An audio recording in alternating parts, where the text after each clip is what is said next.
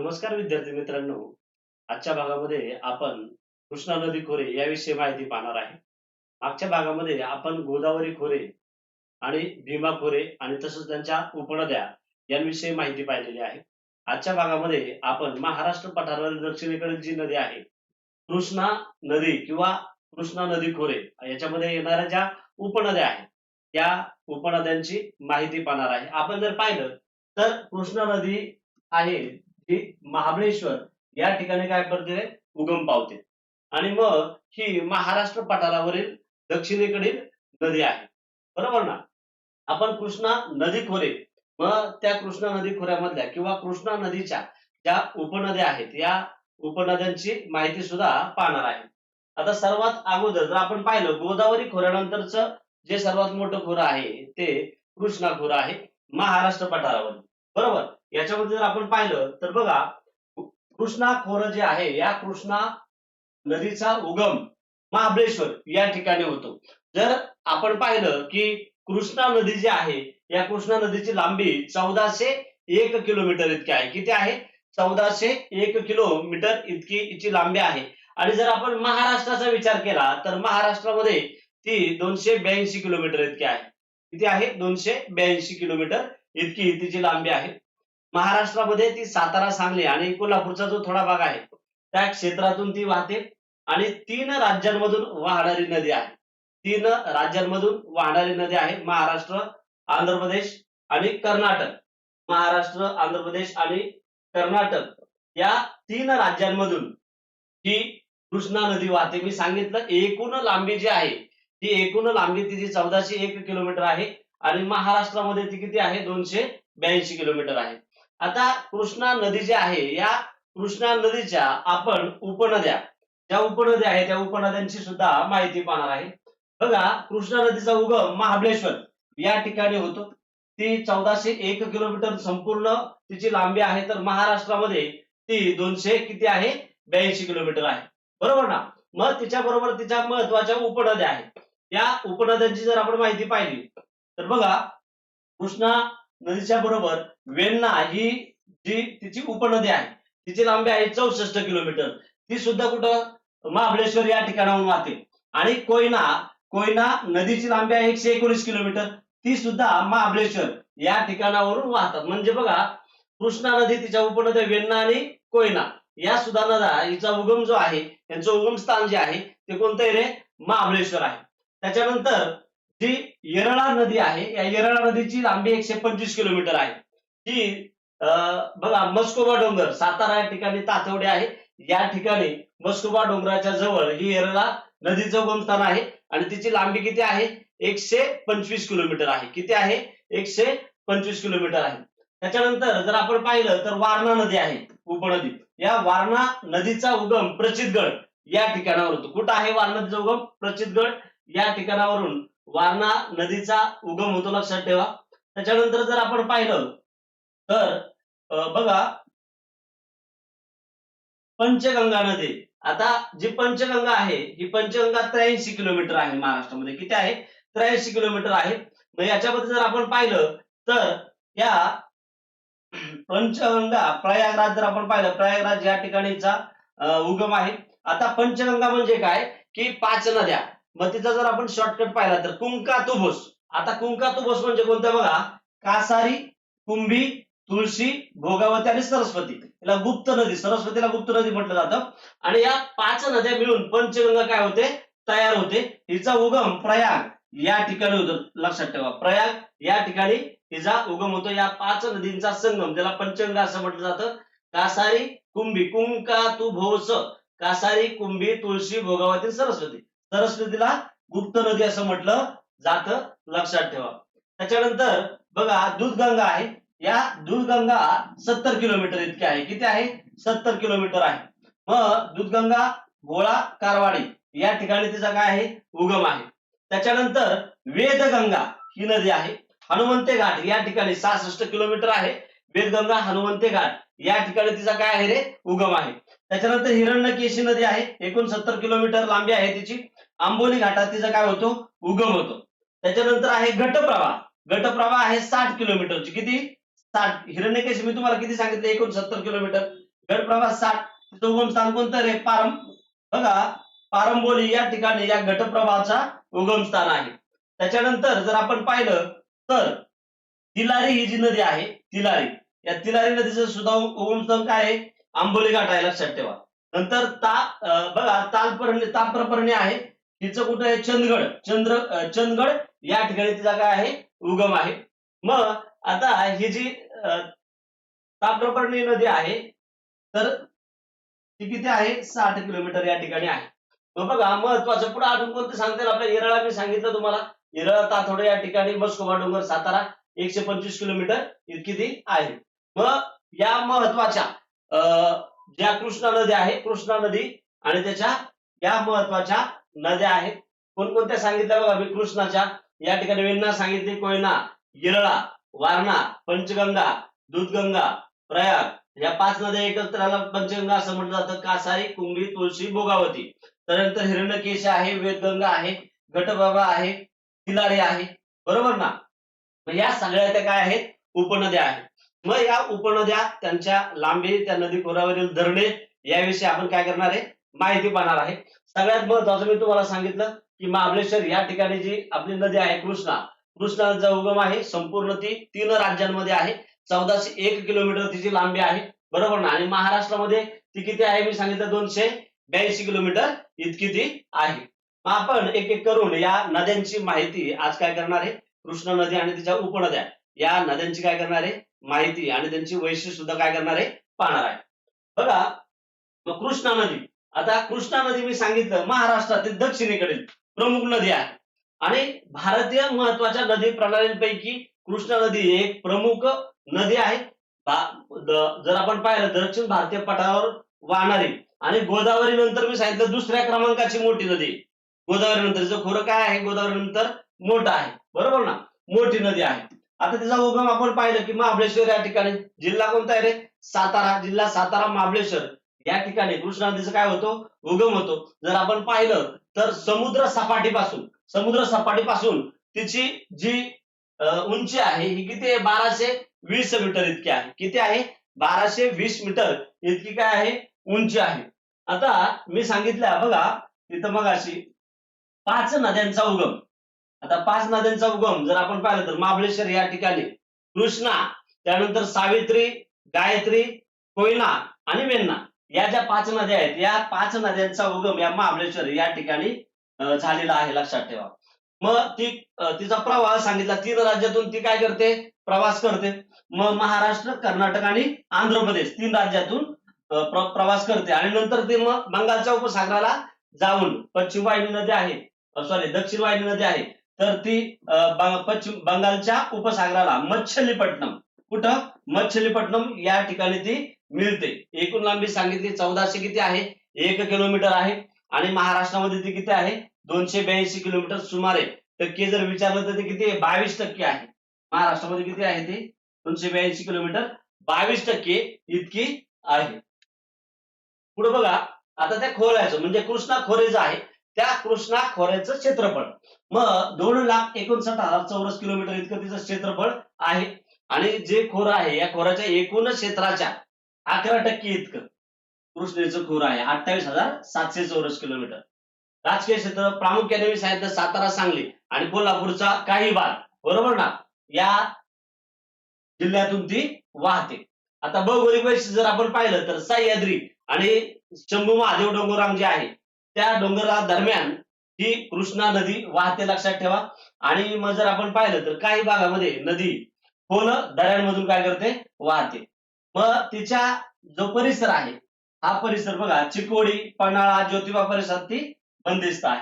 कृष्णा नदीच्या उपनद्या, मग आपण कृष्णा नदीच्या उपनद्या पाहिल्या, पण याच्यामध्ये 2 भाग करण्यात आलेले आहेत, डावा भाग आणि उजवा भाग. बघा, डावा भाग म्हणजे डाव्या तीरावरील काय उत्तर दिशा आहे आणि उजव्या तीरावरील दक्षिण दिशा. मग याच्यावर सुद्धा प्रश्न विचारले जातात. डावीकडून वाहणारी नदी, जे 2 भाग करण्यात आलेले आहेत, 2 गट करण्यात आलेले आहेत. याच्यामध्ये डाव्या तीरावरील आणि उजव्या तीरावरील, मग त्या नद्यांची आपण माहिती, उगमस्थान तर पाहिलेलं आहे. नंतर ज्या उपनद्या आहेत त्यांची लांबी सुद्धा मी तुम्हाला सांगितलेली आहे. बघा, डाव्या तीरावरील म्हणजे उत्तरेकडून मिळणाऱ्या नद्या, याच्यामध्ये पहिली नदी आहे येरळा. आता येरळा नदी जी आहे ही येरळा नदी सातारा जिल्ह्यातील मस्कोवा डोंगर रांग जी आहे, मी तुम्हाला सांगितलं खटाव तालुका. बघा या ठिकाणी इथं बघा सातारा, ताथवडे, मस्कोबा डोंगर इथं सांगितलं तुम्हाला 125 किलोमीटर आहे आणि ही येरळा आहे, बरोबर ना.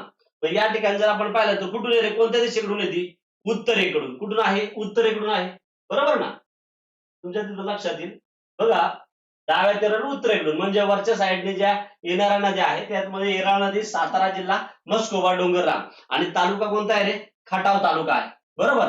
प्रवाह सातारा आणि सांगली या दोन जिल्ह्यांमधून ही जी येरळा नदी आहे ही येरळा नदी वाहते.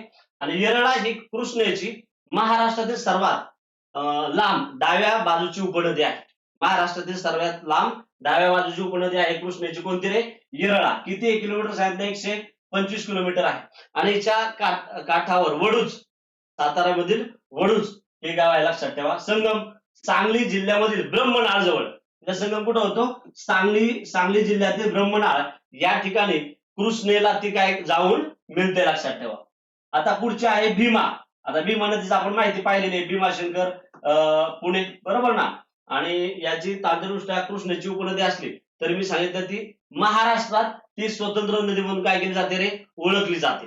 महाराष्ट्रात ती स्वतंत्र नदी म्हणून ओळखली जाते, कारण का महाराष्ट्राबाहेर रायचूर याजवळ कुरबुड्डी याच्यावर आपण बोललेलो आहे.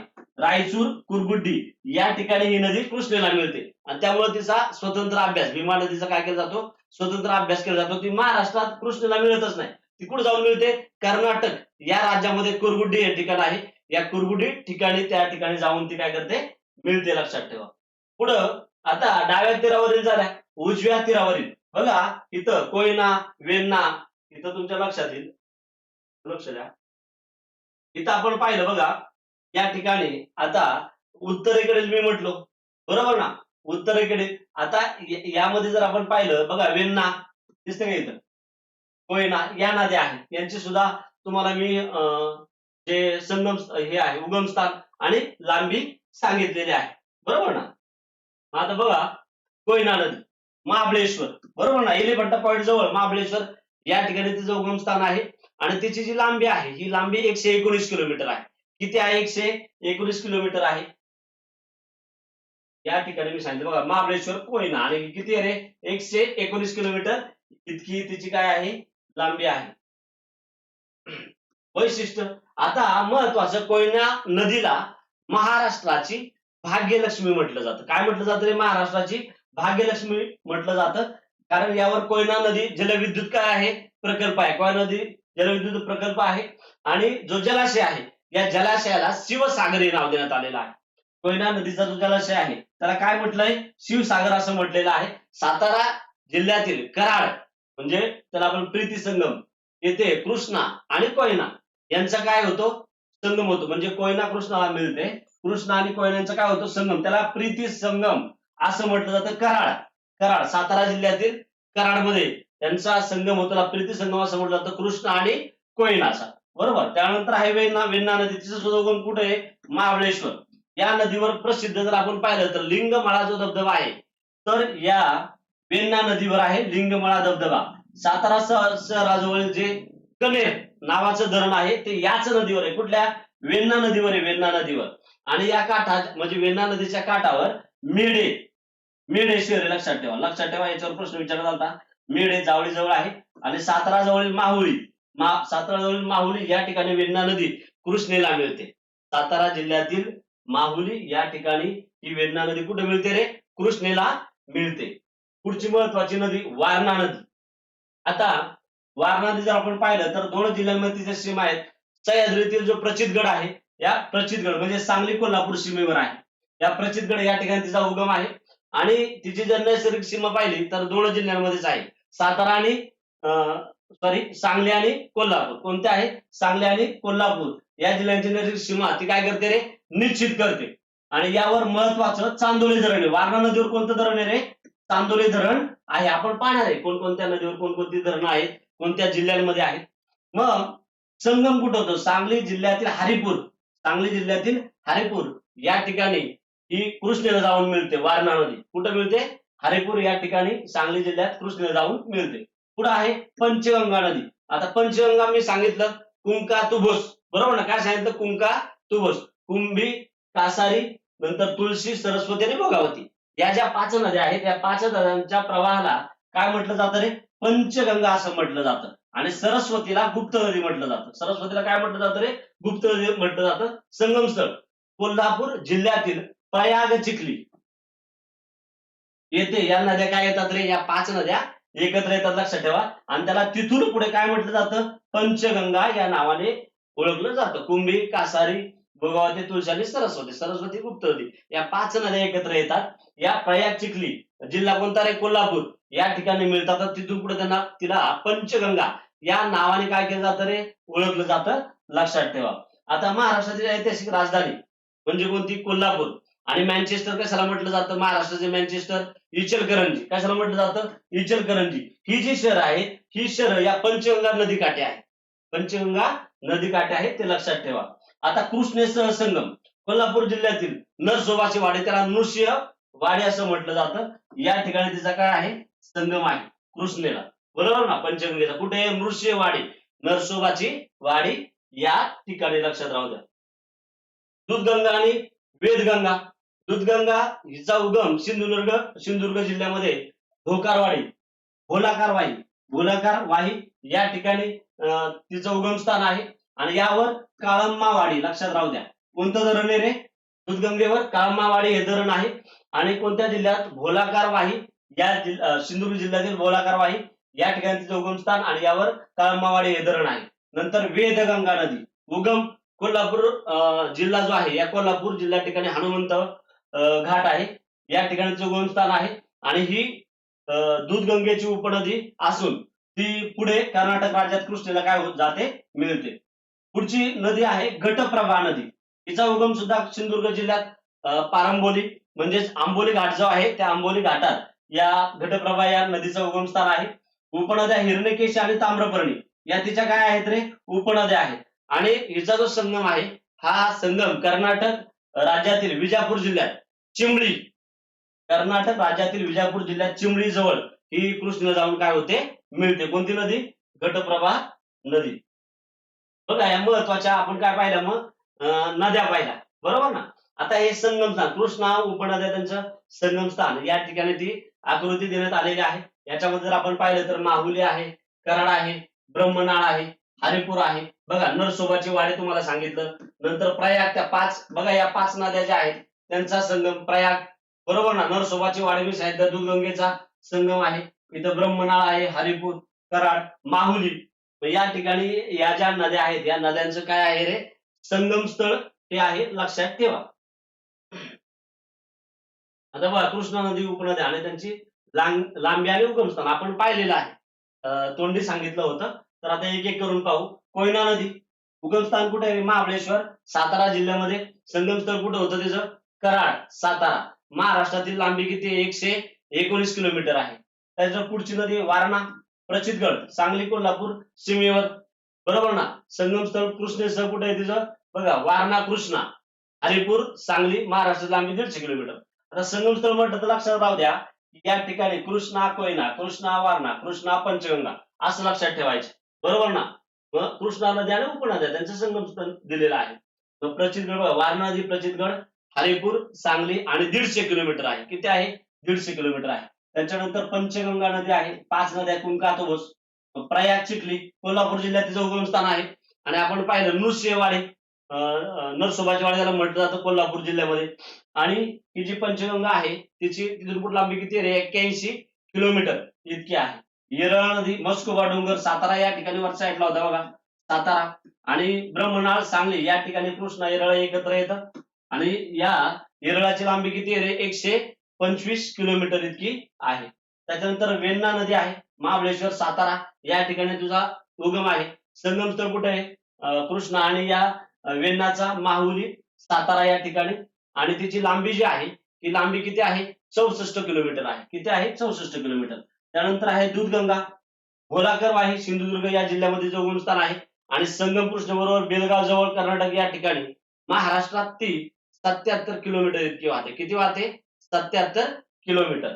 त्याच्यानंतर आहे घटप्रभा, पारंबोली, सिंधुदुर्ग या ठिकाणी काय आहे? उगमस्थान आहे. आणि संगमस्थळ कृष्ण बरोबर कुठे आहे? विजापूर जवळ कर्नाटक राज्यामध्ये. महाराष्ट्रात ती 60 किलोमीटर इतकी ती काय करते? वाहते. नंतर भीमा नदी, आपण भीमाशंकर या ठिकाणी उगम आहे. आणि कृष्णा आणि भीमा एकत्र कुठं महाराष्ट्रात येत नाहीत, त्या कर्नाटक या ठिकाणी रायचूर जवळ त्या एकत्र येतात. महाराष्ट्रातील भीमाची लांबी पाहिली तर आपण किती पाहिली ती? 451 किलोमीटर इतकी ती आहे. मग संगमस्थळ, आपण उगमस्थान, संगमस्थळ आणि लांबी याविषयी माहिती पाहिली. त्याच्यानंतर आपण जर पाहिलं खोरं आणि शहरे, म्हणजे कोणत्या नदीवर नदीकाठी ही शहरे वसलेली आहेत याविषयी आपण काय करणार आहे? माहिती पाहणार आहे. आता जर तुम्हाला इथे दिसलं तर बघा, कराड, सातारा, बरोबर ना, औदुंबर, कोल्हापूर, नरसोबाची वाडी, सांगली, पंढरपूर, बरोबर हे दिसतात. पण ते तुम्हाला चार्टद्वारे व्यवस्थित समजून जाईल. मग कृष्णा नदी खोऱ्यातील प्रमुख शहरे म्हणजे कोणकोणत्या नदीकाठी ही शहरे आहेत याविषयी आपण काय करणार आहे? माहिती पाहतोय, बरोबर ना. मग याच्यामध्ये जर आपण पाहिलं तर कृष्णा नदी जी आहे ही कृष्णा नदी बघा, सांगली, कराड, वाई, औदुंबर आणि नरसोबाची वाडी ही शहरं या कृष्णा नदीच्या काठी काही वसलेली आहेत.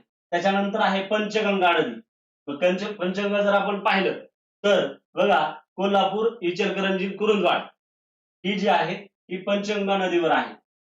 नंतर भोगावती नदीवर राधानगरी हे शहर आहे. कोणतं आहे? राधानगरी हे शहर. त्याच्यानंतर वडूज, तालुका खटाव, हे कुठे? येरळा नदीवर आहे. नंतर हे आपण पाहिलेले मेढे, तालुका जावळी, कुठे? वेण्णावर आहे. नंतर दहिवडी हे शहर कुठे? माणगंगा नदीवर आहे. कोणतं? दहिवडी हे शहर कुठे? माणगंगा नदीवर आहे. त्याच्यानंतर फलटण शहर कुठे? बाणगंगा नदीवर आहे. फलटण शहर कुठे रे? बाणगंगा नदीवर आहे. त्याच्यानंतर कागल कुठे? दूधगंगा नदीवर आहे. आणि गडहिंग्लज जर आपण पाहिलं तर ते कुठे आहे रे? हिरण्यकेश नदीवर आहे. ही महत्वाची शहरे आपण कोणत्या नदी काठावर आहेत त्याच्याविषयी माहिती पाहिलेली आहे. आता पुढे कृष्णा खोऱ्यावरील धरणे. आता धरणांचे या ठिकाणी जर तुम्ही पाहिलं तर बघा, या ठिकाणी चांदोली धरण आहे, कोयना धरण आहे, बरोबर ना, कणेर आहे, दोन धरण आहे, बरोबर, येळवंडी आहे या ठिकाणी, राधानगरी, कळंबावाडी मी तुम्हाला मागे सांगितलं होतं, आणि तिलारी ही महत्वाची धरणं कृष्णा खोऱ्यामध्ये येतात. ही महत्वाची धरणं कुठे येतात? कृष्णा खोऱ्यामध्ये येतात, लक्षात ठेवा. एक एक करून पाहू. बघा, कृष्णा नदीवर धोम धरण आहे. कृष्णा नदीवर कोणतं धरण आहे?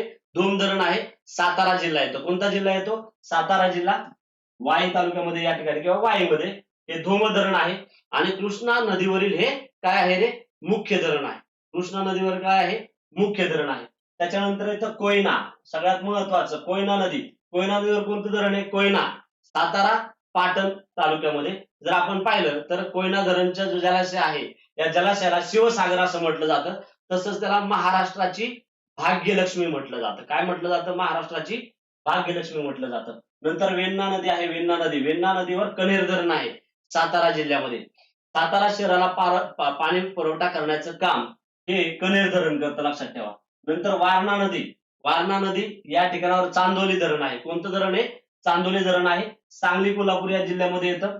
याचा जो जलाशय आहे याला वसंत सागर असं म्हटलं जातं. काय म्हटलं जातं? वसंत सागर. आणि सगळ्यात महत्वाचं, चांदोली राष्ट्रीय उद्यान या क्षेत्रात आहे, लक्षात ठेवा. चांदोली राष्ट्रीय उद्यान, त्यामुळे त्या नाव सुद्धा चांदोली देण्यात आलेले. नंतर भोगावती, महत्वाचं, कोल्हापूरला त्याचा पाणी पुरवठा मोठ्या प्रमाणात होतो. राधानगरी, भोगावती नदीवर कोणतं आहे? राधानगरी धरण आहे, कोल्हापूर जिल्ह्यामध्ये आहे. आणि राजर्षी शाहू महाराजांनी हे धरण बांधलेलं आहे, बरोबर ना. राधानगरी, लक्षात ठेवा. याला लक्ष्मी तलाव सुद्धा त्या ठिकाणी नाव देण्यात आलेलं आहे जलाशयाला. काय नाव देण्यात आलंय? लक्ष्मी तलाव हे नाव देण्यात आलेलं आहे. त्यानंतर दूधगंगा नदी आहे. कळंबावाडी या ठिकाणी दूधगंगा नदीवर धरण आहे, कोल्हापूर जिल्ह्यात. राजर्षी शाहू सागर या जलाशयाला म्हटलं जातं. कळंबावाडीचं जे धरण आहे त्याच्या जलाशयाला काय म्हटलं जातं? राजर्षी शाहू सागर. महाराष्ट्र आणि कर्नाटकचा हा संयुक्त प्रकल्प आहे, लक्षात ठेवा. दोन राज्यांचा, महाराष्ट्र आणि कर्नाटक या दोन राज्यांचा तो काय आहे? संयुक्त प्रकल्प आहे.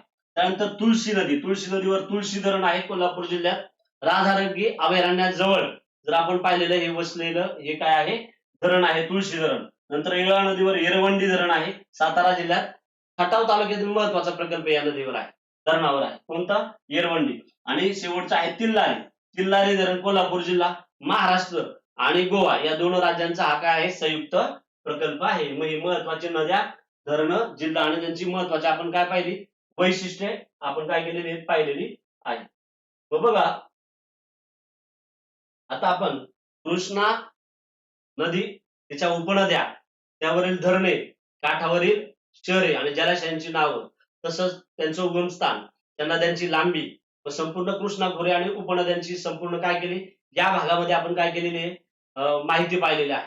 आता पुढील भागामध्ये आपण वर्धा वैनगंगा हे जे खोरं आहे या वर्धा वैनगंगा खोरा आणि त्याच्यानंतर कोकणातील ज्या महत्वाच्या नद्या आहेत याविषयी पुढच्या भागामध्ये काय करणार आहे आपण माहिती पाहणार आहे. जर व्हिडिओ आवडला असेल तर लाईक करा, कमेंट करा आणि नक्कीच सगळ्यांनी सबस्क्राईब करा. तुमची जी आज तुम्हाला एक मी मागच्या बी सिरीजमध्ये सांगितलं होतं की काय माहिती हवी असेल तर नक्कीच कमेंटद्वारे तुम्ही मला कळवू शकता. Thank you.